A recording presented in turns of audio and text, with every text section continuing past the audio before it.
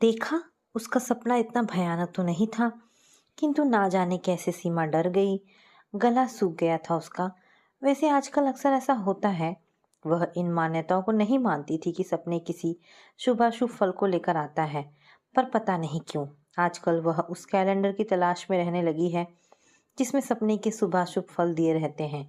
क्या करे, सहेलियां डरा जो देती हैं उसे। कभी कभी जब वह अपना कोई सपना बताकर पूछती है कि मरा जानवर देखने से क्या होता है, या फिर मकान गिरते हुए देखने का क्या फल मिलता है, तब सहेलियां चिंतित होकर अपनी बड़ी बड़ी आंखें घुमाकर उसका भविष्य बताने लगती हैं।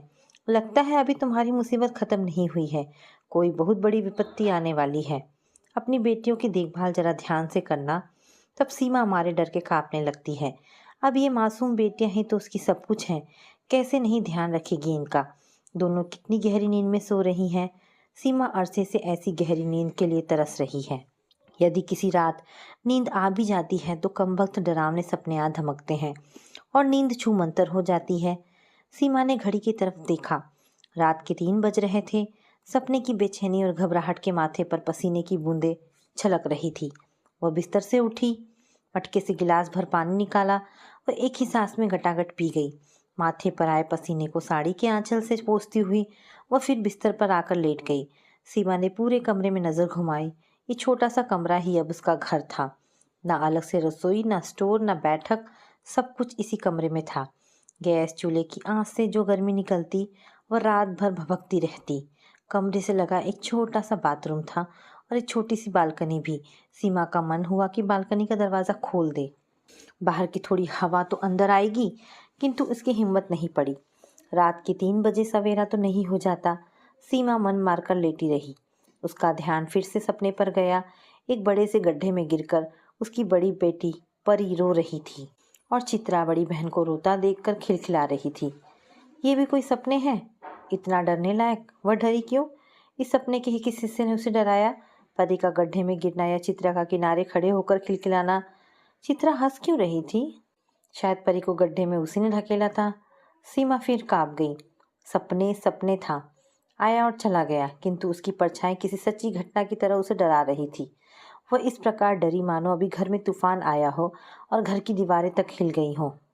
ये सपने उसे अतीत की तरफ ले जा रहा था, जिसमें ना जाने कि उसने सैकड़ों बार प्रतिज्ञा की थी। बिंब अभी थोड़े धुंधले थे। उसे थोड़ा संतोष हुआ। वह इन्हें और चटक नहीं होने देगी, यहीं से उबर जाएगी। किंतु उसका प्रयास अधिक देर तक टिक नहीं पाया। शीघ्र ही एक के बाद एक सारे बिंब चमकदार होने लगे हैं, जिन्हें देखते ही उसकी धड़कनें अधिक तेज हो गई। उसकी भी एक छोटी बहन थी। रूपा हमेशा उसके चॉकलेट, खिलौनों तथा कपड़ों को हथिया लेती थी। सीमा या तो उससे जीत नहीं पाती थी या जीतने का भाव मन में लाती ही नहीं थी। छोटी बहन से क्या जीतना और क्या हारना। खुशी खुशी अपने चॉकलेट, खिलौने और कपड़े रूपा को दे देती थी। रूपा विजयी भाव से उसकी चीज़ों का इस्तेमाल करती थी। सीमा को बस उसका यह विजय भाव ही खटकता था। वह सोचती, काश रूपा समझ पाती कि उसकी विजय का कारण मेरी कमजोरी नहीं बल्कि प्रेम है, छोटी बहन के प्रति प्रेम। पर रूपा को न बदलना था, ना ही बदली। बचपन छूटता गया पर रूपा का स्वभाव ना बदला। चित्रा के जन्म के समय सीमा के घर आई रूपा ने उससे उसका पति भी छीन लिया। सीमा हतप्रभ थी। 5 वर्ष के संबंध चंद दिनों की परछाई में दबकर सिसकने लगे। सीमा का विश्वास टूटा था, वह स्वयं नहीं। उसने अपने घर को संभालने का पूरा प्रयास किया। सबसे पहले उसने अपने पति से बात की। ये सब क्यों हुआ प्रशांत? बोलो, ऐसा क्यों किया तुमने? तुम्हारे जीवन में मैं इतनी महत्वहीन हो गई, इतनी जल्दी, मात्र 5 वर्षों में? ऐसी बात नहीं है सीमा, तुम्हारा महत्व तनिक भी कम नहीं है। एकदम सपाट और भाव शून्य शब्दों में जवाब दिया था प्रशांत ने। सीमा कुछ संतुष्ट हुई। तो फिर ये महज भूल थी जो हो गई होगी। कोई बात नहीं, सब ठीक हो जाएगा, मन में सोचा था उसने। पर ऊपर से कठोर बनी प्रश्न करती रही, जब तुम्हारे जीवन में मेरा महत्व कम नहीं हुआ है तो तुमने ऐसा क्यों किया? रूपा तो ना समझ है, पर तुम्हें तो कुछ सोचना था। तुम इतनी छोटी बात का बतंगड़ बना रही हो। प्रशांत की आवाज में खींच थी। सीमा सब्र खो बैठी। क्षण भर पहले उसके मन में प्रशांत के लिए उठे विचार विलीन हो गए। मैं बतंगड़ बना रही हूँ? मैं? तुम्हारी नज़र में यह इतनी छोटी बात है? अरे तुमने मेरे विश्वास का गला घोटा है प्रशांत। जिंदगी भर की चुभन दी है तुमने मुझे। समय बीत जाएगा, ये बातें समाप्त हो जाएंगी, लेकिन मेरे दिल में पहले जैसे भाव कभी नहीं आएंगे। हमेशा एक अविश्वास घेरे रहेगा मुझे। मुझे तो तुमने जिंदगी भर की पीड़ा दी है, साथ ही मेरी बहन को भी बेवकूफ़ बनाया है। क्या बकवास कर रही हो? मैंने किसी को बेवकूफ़ नहीं बनाया है, किसी को कोई पीड़ा नहीं दी है। क्रोध में प्रशांत चिल्ला पड़े थे। फिर थोड़ी देर बाद संयत होकर अपने एक एक शब्द पर जोर देते हुए बोले, रूपा से मेरी बात हो चुकी है, मैं उसे शादी करूंगा, वह भी राजी है। हाँ, तुम इस घर में पूरे मान सम्मान के साथ रह सकती हो। अब यह तुम्हारे ऊपर निर्भर है कि तुम बात का बतंगड़ बनाती हो अब ये तुम्हारे ऊपर निर्भर है कि तुम बात का बतंगड़ बनाती हो या अपना और रूपा का जीवन बर्बाद करती हो। प्रशांत ने बेपरवाह से जवाब दिया।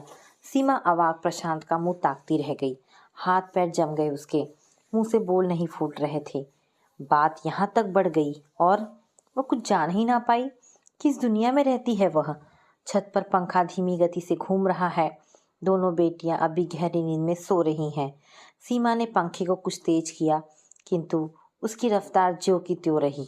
बेटियों के माथे पर उभर आई पसीने की बूंदों को सीमा ने अपने आंचल से थपथपाकर सुखाया। फिर छत निहारती हुई लेट गई।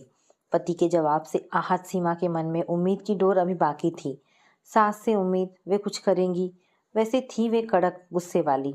सीमा को उनके साथ रहते हुए 5 वर्ष बीत चुके थे, किंतु हिम्मत थी कि उनके सामने सिकुड़ कर रह जाती थी। मुंह ही नहीं खुलता था, पर बात तो करनी थी। आखिर उसे इस घर से अलग थलग कर देने का षड्यंत्र रचा जा रहा था।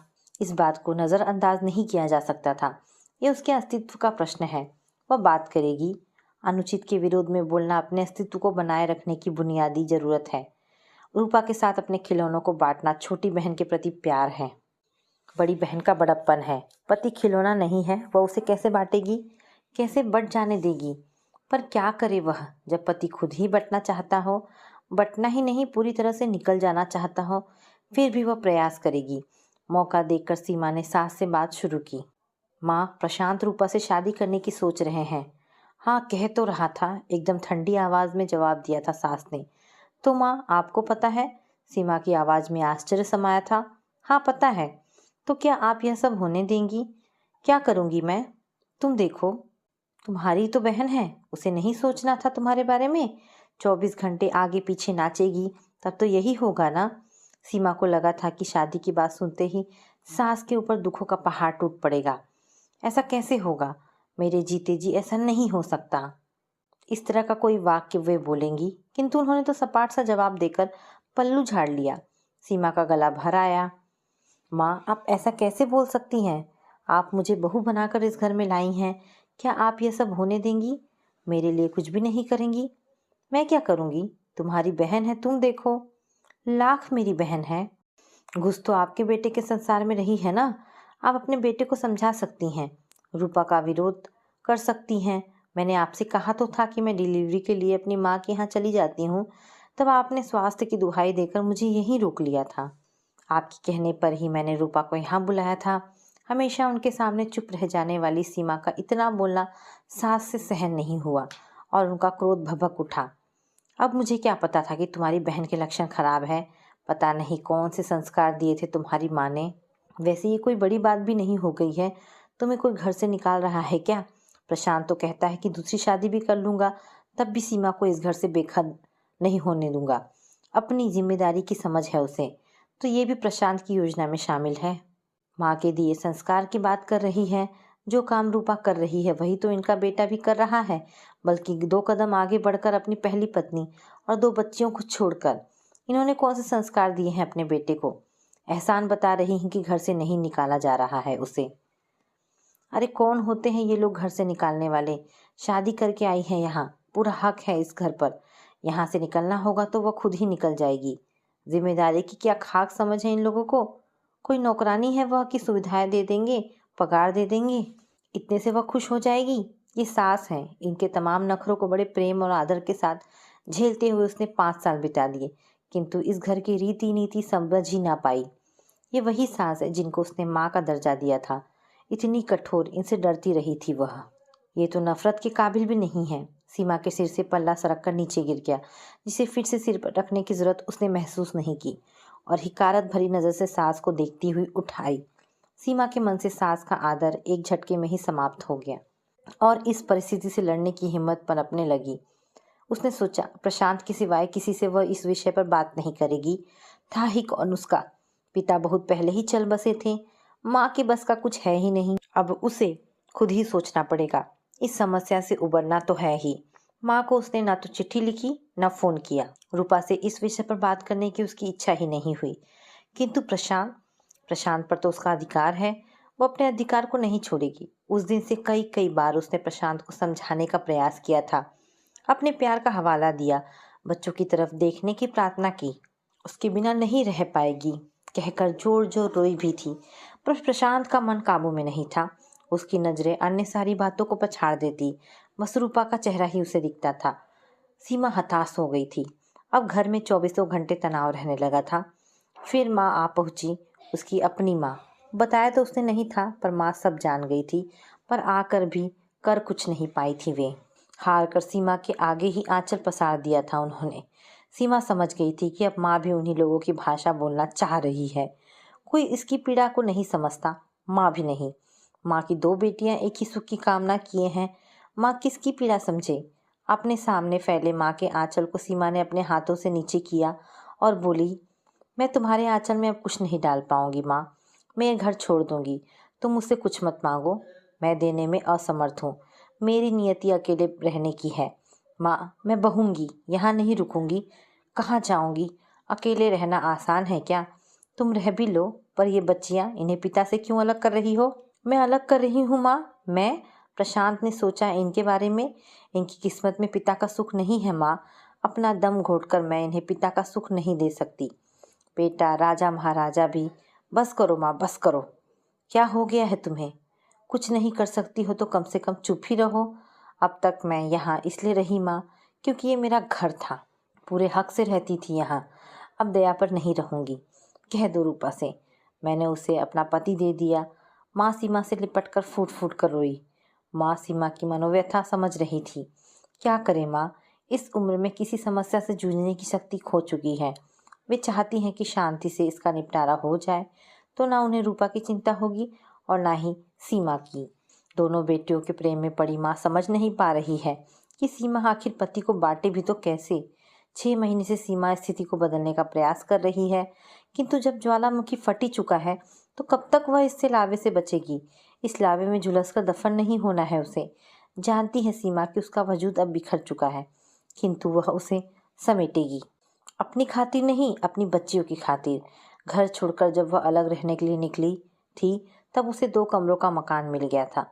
जगह अच्छी थी, किंतु प्रशांत के दूसरे ब्याह की खबर उससे पहले इस घर में पहुंची थी। मिसेस संगीता त्रिपाठी बड़ी नेक विचारों की थी। हर छोटी मोटी तकलीफों में सीमा को उन्हीं का सहारा था। एक दिन शाम को संगीता जी के पति डॉक्टर त्रिपाठी ने सीमा का दरवाज़ा खटखटाकर बताया कि उसके लिए फ़ोन आया है। कई बार सीमा की माँ का फ़ोन उनके घर आ जाता था। फ़ोन आने पर उसे त्रिपाठी की लड़कियां ही बुलाने आती थी। आज क्या इनके घर में कोई नहीं है? सीमा असमंजस में थी, वह फ़ोन पर बात करने जाए या न जाए। थोड़ी देर बाद डॉक्टर त्रिपाठी ने फिर आवाज़ लगाई। मन की तमाम उलझनों के बावजूद भी सीमा इस बार फ़ोन पर बात करने चली गई। सीमा जब तक वहाँ पहुँची, फ़ोन कट गया था। वह वहीं बैठकर फ़ोन आने का इंतज़ार करने लगी। डॉक्टर त्रिपाठी सीमा की बेटियों से बातें कर रहे थे, पर उनकी नज़रें सीमा की तरफ उठी आती। सीमा असहज हो गई। डर के मारे उसकी सांस चलने लगी। वह उठकर अपने घर लौट आना चाहती थी। तभी फ़ोन की घंटी बजी। डॉक्टर त्रिपाठी ने फ़ोन उठाया। फ़ोन उसकी माँ का ही था। सीमा रिसीवर लेने आगे बढ़ी और उसने महसूस किया कि ये जो रिसीवर देते समय डॉक्टर त्रिपाठी की उंगलियां उसके हाथों से कुछ गहराई तक छू गई, वह अनजाने में नहीं हुआ। सीमा ने बात को जल्दी ही समाप्त किया और लगभग भागती हुई अपने घर आ गई। घंटे भर शांति से बैठने के बाद जब उसकी सांसें स्थिर हुई, तब उसे घर छोड़कर बाहर अकेले रहने का अपना फैसला गलत लगने लगा। कितना कहा था प्रशांत ने कि इसी घर में पड़ी रहो, पर वह कहाँ मानी। स्वाभिमान और आत्मसम्मान आड़े आ रहा था। पता नहीं क्या हो गया था उसे। भूल गई थी कि औरत का कभी सम्मान नहीं होता, पर उसे तो स्वयं पर भरोसा था, समाज पर विश्वास था। सुनी सुनाई बातें वह मानती नहीं थी। उसके अनुभव में भी अब तक ऐसी कोई घटना नहीं थी कि वह डरती, किंतु अब तक वह पति के द्वारा छोड़ी भी तो नहीं गई थी, पति ने छोड़ा है उसे। नहीं, सीमा स्वाभाविक से घिर जाती। वह पति के द्वारा छोड़ी गई नहीं है, बल्कि उसने अपने पति को छोड़ा है। जब वह अपने पति द्वारा दिए गए अपमान को न सह सकी, तब डॉक्टर त्रिपाठी से इतना डर क्यों? इसी साहस के बल पर वह अकेले रहने लगी है। डॉक्टर त्रिपाठी जैसे तो अब पग पग पर मिलेंगे, कब तक डरेगी? अंधेरा घिराया था। किसी ने दरवाज़ा फिर खटखटाया। सीमा फिर भयभीत हुई। भय अंदर तक समाने की कोशिश कर रहा था, किंतु सीमा ने उठकर पूरे साहस के साथ दरवाज़ा खोल दिया। दरवाजे के सामने पड़ोस में रहने वाली मिसेस शर्मा खड़ी थी। सीमा को उदास देख उन्हें शंका हुई। उन्होंने कारण पूछा तो सीमा रो पड़ी तथा शाम को घटी घटना का बयान ज्यों का त्यों उनके सामने कर दिया।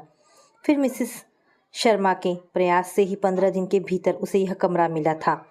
सीमा ने एक गहरी सांस ली। कमरे में रखे सामान पर उसकी नज़र गई।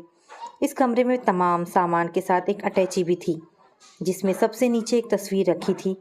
तस्वीर में प्रशांत मुस्कुरा रहा था। सीमा जब उस अटैची को खोलती तो उस तस्वीर को जरूर देख लेती। क्या था इस तस्वीर में? क्यों इसे इतना संभाल कर रखती है वह? बार बार इसे देखने की उसकी इच्छा क्यों उमड़ती है? वह तो प्रशांत से नफरत करती है। इतनी नफरत के बाद भी वह तस्वीर उसकी अटैची में कैसे है? उसने महसूस किया कि न सिर्फ अटैची में है उसकी तस्वीर, बल्कि अपनी हर छोटी मोटी परेशानी में वो सबसे पहले प्रशांत को ही याद करती है। क्या उसके हृदय में प्रशांत के प्रति प्रेम जैसा कुछ अब भी है? जितनी बार सीमा के मन में ये विचार, ये प्रश्न उठते, उतनी ही बार वह मन को विश्वास दिलाती कि ऐसा कुछ नहीं है। ये तस्वीर तो वह अपनी बेटियों के लिए लाई है, खुद अपने लिए नहीं। बेटी अब पूछेगी अपने पापा के बारे में तो वह बता सकेगी कि देखो, ये है तुम्हारे पापा, ये चेहरा है उनका, इस चेहरे से करो नफरत कि इस चेहरे ने किया है अनाथ तुम्हें। उसकी बच्चियां और अनाथ। वह क्या कर रही है फिर? उसने अपने अस्तित्व को नकार दिया है क्या? बस प्रशांत ही सब कुछ था क्या? दुख में प्रशांत, खुशी में प्रशांत, नफरत में प्रशांत। उलझ गई है सीमा। वह प्रशांत को जितना नकारती है, प्रशांत उतना ही उसे याद आता है। तभी तो अटैची खोलते ही वह सामान बाद में निकालती है, तस्वीर को पहले देखती है। सीमा अब लेटी नहीं रह पा रही थी। वह उठकर खिड़की के पास तक आई। बाहर अभी भी अंधेरा था, किंतु सुबह होने में अब अधिक देर नहीं थी। सरसराती हवा कमरे में आ रही थी। सीमा ने अपने माथे को खिड़की से टिका दिया और एक लंबी सांस ली। चलो किसी तरह एक रात और बीती। आज बच्चों के स्कूल में एनुअल फंक्शन था।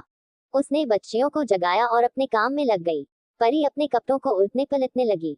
गिनती के कपड़ों में वह ये देख रही थी कि अब तक कौन सी ड्रेस पहनकर स्कूल नहीं गई है, किंतु बार बार पलटने पर भी उसे एक भी ऐसी ड्रेस नहीं मिल रही थी। इन सब कपड़ों को एक बार तो क्या कई कई बार पहनकर वह स्कूल गई है। हार कर उसने एक पुरानी फ्रॉक निकाल ली और नहाने के लिए बाथरूम में घुसी। चित्रा अभी तक बिस्तर पर लेटी थी। परी को बाथरूम में जाते देख चिल्लाने लगी कि पहले वह नहाएगी। चित्रा का रोना सुनकर परी बाथरूम से बाहर आ गई ताकि चित्रा ही पहले नहा ले। परी के हाथ में फ्रॉक थी। चित्रा फ्रॉक को खींचती हुई बोली, इसे मैं पहनूंगी, तुम दूसरी पहन लेना।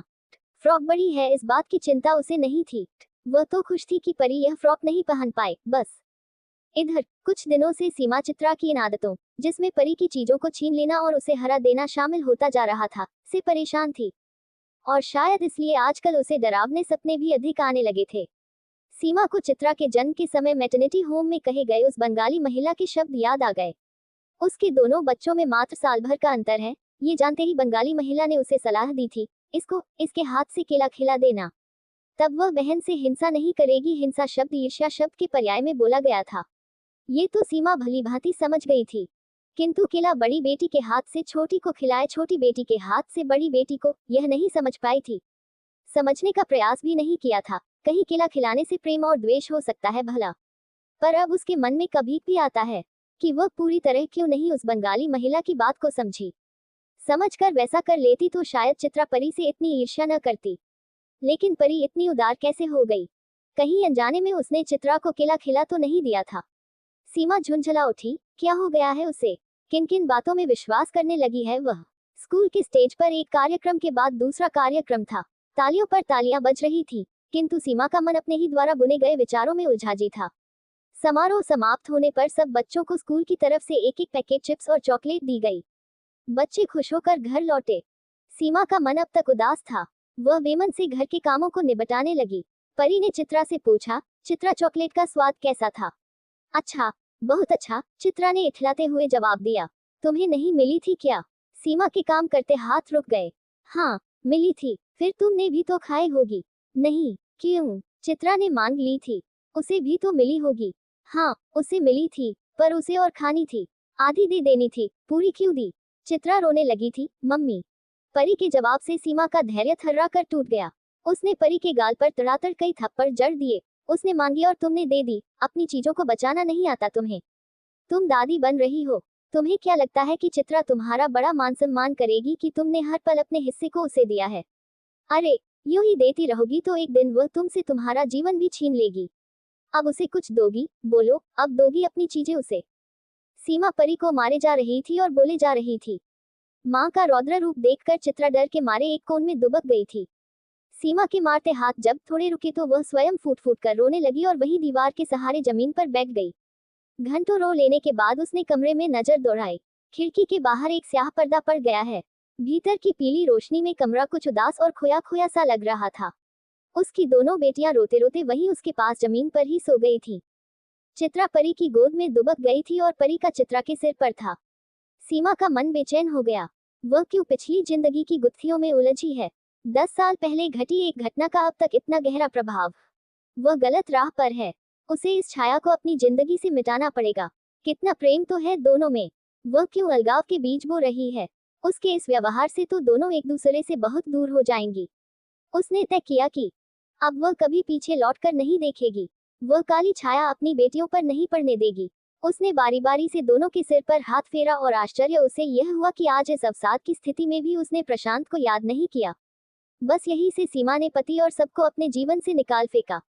बस अब वह अपनी बेटियों का भविष्य संवारेगी। अब यही उसके जीवन का मकसद है। तो दोस्तों, ये कहानी यहाँ समाप्त होती है। आशा करती हूँ कि कहानी आपको पसंद आई होगी। दोस्तों, ऐसी ढेरों पारिवारिक और शिक्षाप्रद कहानी सुनने के लिए मेरे चैनल को प्लीज सब्सक्राइब करें। धन्यवाद दोस्तों। शुभ रात्रि।